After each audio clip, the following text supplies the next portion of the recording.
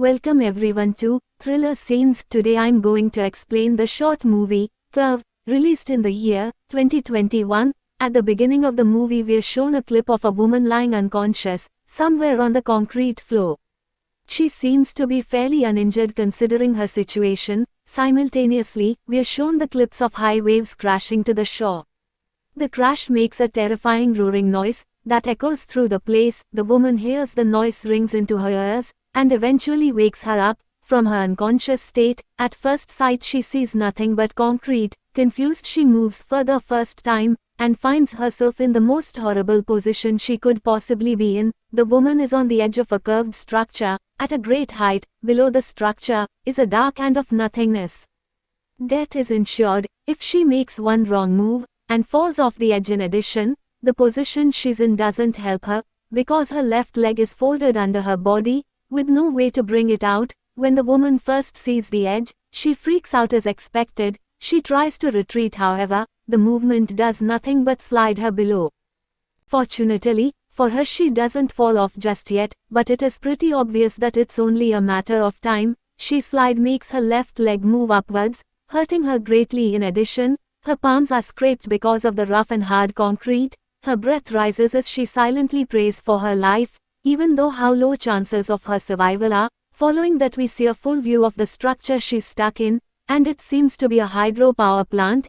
Even if she manages to get far from the edge, the upright wall behind her won't allow her to escape, but the wall is the least of her concerns at the moment as she curses the situation she's in. A loud horn blows from the void below. The noise startles her, and makes the fall even more dreadful. She thinks for a moment and rationalizes that the noise must be because of the wind. The information relieves her a bit until a louder roar is heard. Seconds later the woman looks at the sky in frustration and lets out a scream. A few minutes later everything goes dead silent.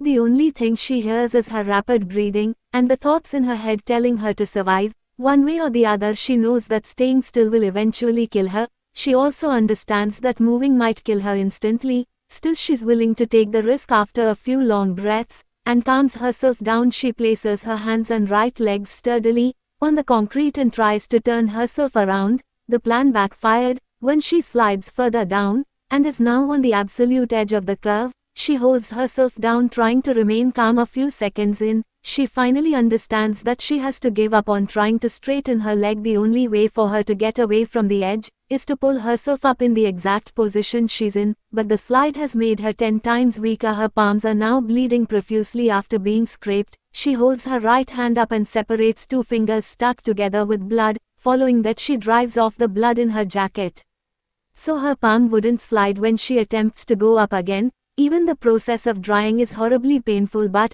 she endures it bravely. After that she blows on the wounds, longing for a little bit of relief. Her blows are weak because she's fearful of making the wrong movements that will push her down to death.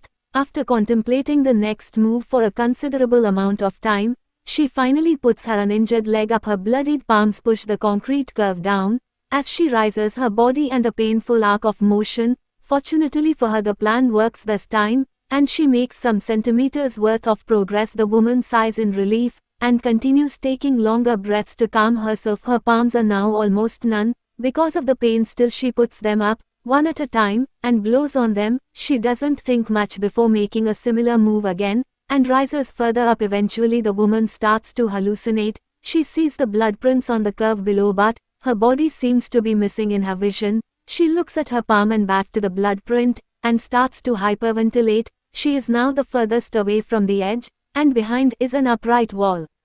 It's evident that she cannot climb up in any condition, but in the moment of panic, she doesn't rationalize her next move, and tries to climb yet again. She is soon met with the consequences of her hastiness. When she slides down a little, the panic makes her hallucinate more severely. She looks below, and sees the prints of blood grow longer. She again tries to hold herself up, but stops when she hears a loud noise. On looking back at the prints, she notices that 2 more of them have been added. Now her only options are to either wait for inevitable death or make a move and fall to her death quicker. In her head, something tells her that if she continues with what she was doing, she will surely survive. The wrongful motivation proves that her brain is failing to grab the severity of the situation.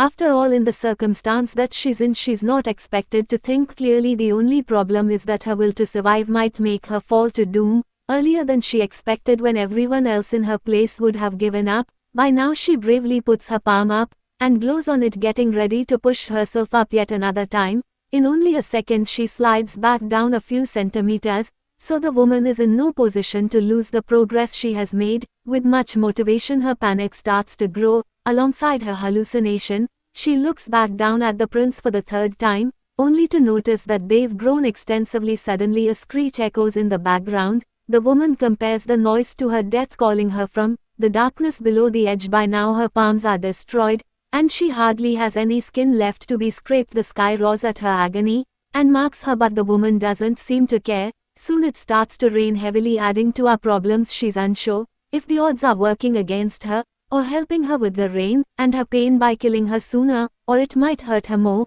by destroying her hope of survival. Either way, for the first few seconds she enjoys the droplets hitting her face. Even if it is for a short moment, she feels at peace, almost as if the curve is her home and she has been living there since the beginning of time. But her action doesn't last long. When the water lubricates the surface and slides her down, the woman closes her eyes and clenches her teeth, still filled with the fire of survival.